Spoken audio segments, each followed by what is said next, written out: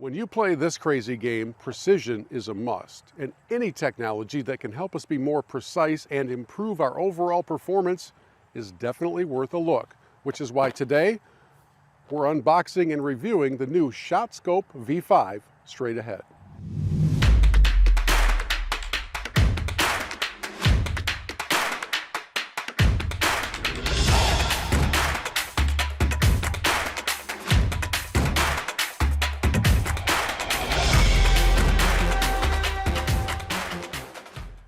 Hello friends, Bill Hobson here with another review today of the ShotScope V5. And before you instantly default to the idea that, oh, it's another watch GPS, I'm going to have you hold on to that thought for a little while because there is a lot more packed into this box than meets the eye. Let's unbox everything, walk you through the setup process, and then we'll show you how the ShotScope V5 actually works from tee to green. Now so far, before we got together to shoot this video, literally the only thing that I have done is take the watch out of the box to charge it so that we had some usefulness while we were out here doing the review. So we're going to peel off, for the first time ever, the sticker that made me think it was already on, and it's not. And you can see that the watch is already telling us to connect to the ShotScope mobile app.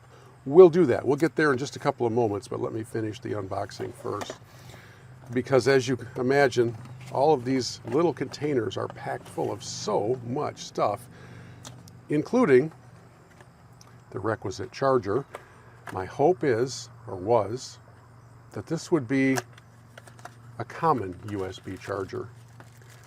But that's never really the case these days. Everybody has their proprietary cables, which means it is another one that you get to carry around with you. But that's for good reason. On the watch, there's a very small port that lets you charge things up. So just know that you're not going to be able to most likely use a cable that you already have in your possession, but that's not the end of the world. The watch, by the way, is supposed to be good for 2+ rounds on a single charge. Okay, so we will set the cable over here. We've got the watch over here. We've got your quick start guide here. So what could possibly be inside the blue box? Well, this is where the and more part comes in, because in this box are 16 club data tags, each of them screwing into the butt of your clubs, because this ShotScope V5 has the capacity to automatically track your distances from one club to the next as you're playing around. We'll show you that part here in just a couple of minutes. First, let's go back and fulfill the assignment that the watch is giving me, which is to connect the watch to the mobile app. One of the things we look for when connecting technology is simplicity and excellence of instruction. So within the ShotScope mobile app, it walks you all the way through the Bluetooth connection between the device and your phone. So we're going to open up the app, hit watches, we're going to go down to V5 and hit continue. And now it gives us some instructions. We're going to turn the device on by pressing the top right button. That part worked. Enable Bluetooth on your phone. Ensure both devices are in close proximity. Turn Bluetooth on. Once the device is found, enter the number displayed into the keypad. We're going to hit connect.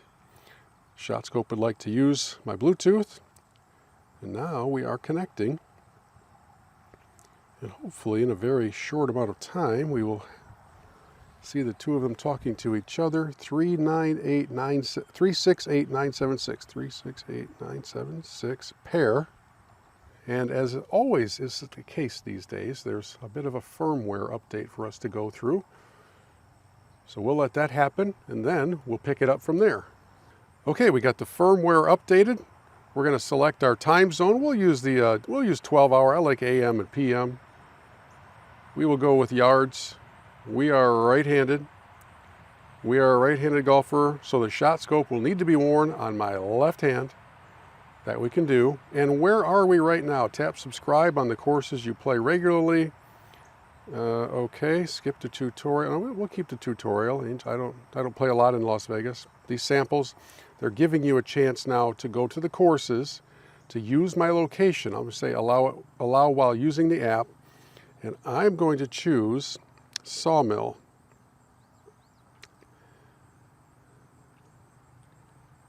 And there are a couple of sawmills listed. How about we go to the one in my hometown?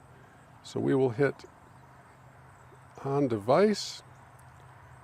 Now, what it wants us to do is put the tags into the butt of my clubs. So let's go and do that so that we can set up the proper shot tracking. Now, in the interest of time, I'm not going to put every tag in every club, but I've grabbed a few that I think I'll use for the holes that we're going to play. So you just take your club out. This is my driver. So I'm going to take the tag that has the D on it, and it is just going to screw right into the butt end of this. Tags are really, really light, so you're not going to in any way, shape, or form notice a change to the weight of the club, right? So now I personally am not a huge fan of the tag approach, but I understand that that's the only way to get shot data during your round, and it's not a situation that interrupts your round. You can just play as normal. I'll put one in my 5 wood, and you get the idea. I'll put 2 more tags in, and then we'll take a look at what the watch tells us next. Okay, the firmware updates are done. We are dialed into the Sawmill Golf Club near Saginaw, Michigan.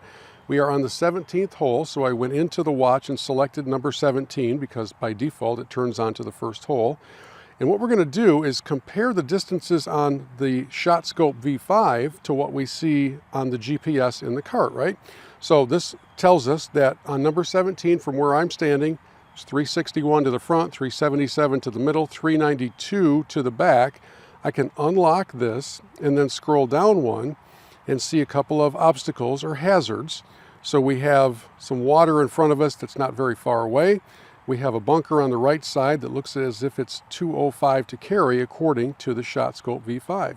We'll take this back and get ready to go and hit, but before we do, let's take a look at the screen in the cart and see how numbers compare.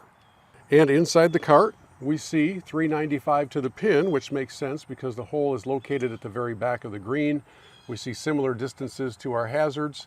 We've got 226 to carry all of the bunker, but only about 212 to get over the left tongue of it. And here's the hazard out front that the watch showed us we had about 125 to get past, and here's 131. So now we'll go and hit a couple shots and see how the distances compare as we move forward. Okay, we've been through all of the setup, the firmware updates. We put tags in the butt end of our clubs. It's time to actually get out and hit a shot and begin to see how the ShotScope V5 tracks our game. So we're on the 17th hole here at the Sawmill.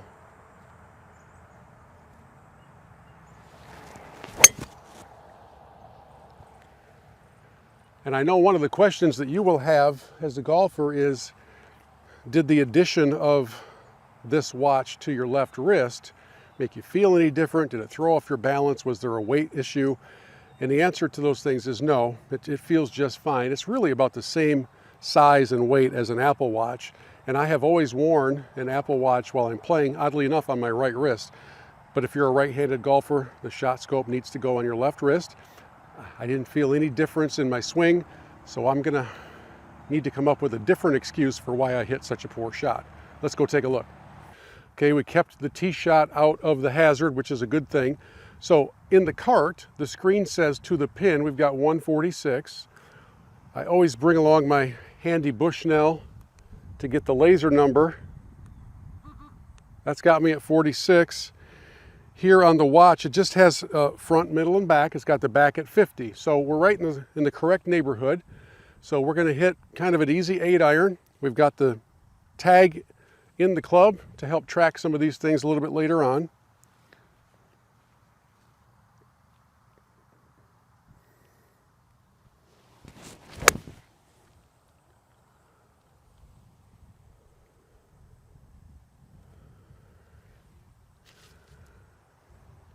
And we have a putt. Let's play one more hole here at the Sawmill and take the V5 through its paces. I know you can't see this from there, but it's showing me that it's 502 to the middle of the green, 492 front, 513 to the back. And there are some obstacles on this particular hole. So if we look, we've got sand on the left, we've got water on the right. We've got a little bit of everything here on a pretty fun finishing hole. But first and foremost, let's see if we can get a tee shot in the fairway. It's a relatively wide fairway. You'd like to think we could hit it.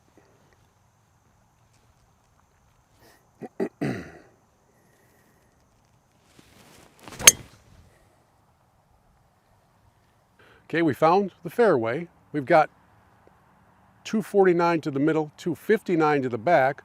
We'll take a look at what the screen in the cart says so we can compare distances, because that one is going to go precisely to the pin.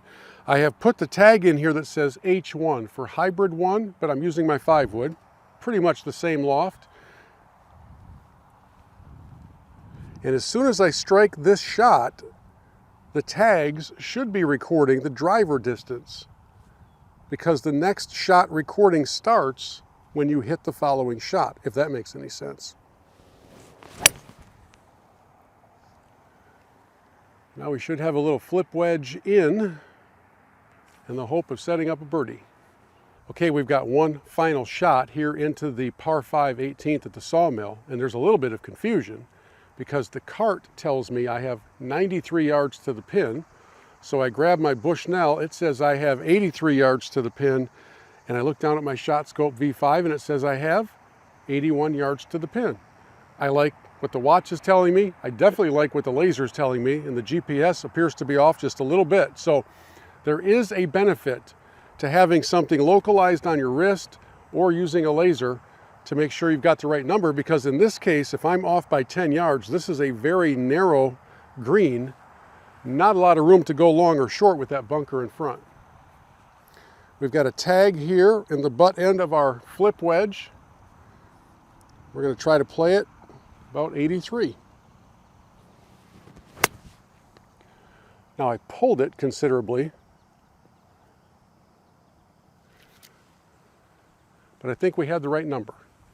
And there you have it, the ShotScope V5, from the initial unboxing to the configuration with the mobile app, to firmware updates, and we've even played a couple of holes so you can see how well this watch works. And if you'd like to pick one up, check out the comments below for a special promo code that can save you a few bucks on your ShotScope V5.